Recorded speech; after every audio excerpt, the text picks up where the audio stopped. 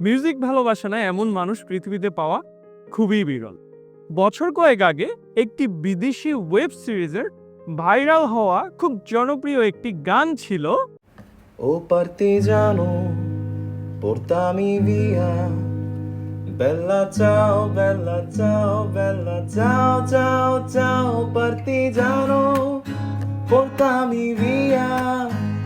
Se mi sento di morire.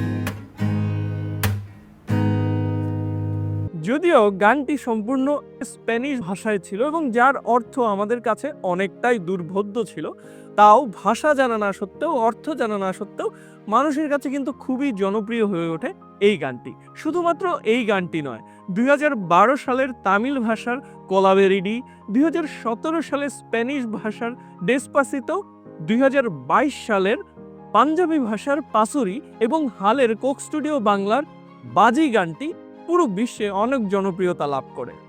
সবচেয়ে বড় কথা, এইসব গানের ক্ষেত্রে আমরা এদের ভাষা কিংবা অর্থ কোনোটা না বুঝেও শুধুমাত্র মিউজিকের জন্য এই গানগুলোকে আমরা আপন করে নিয়েছি। একজন বাঙালি হিসাবে আমরা যখন দেখি একজন ফরেন রিভিউয়ার বাংলা গানের সাথে নাচানাচি করছে, তখন আসলেই বোঝা যায় music is the universal language.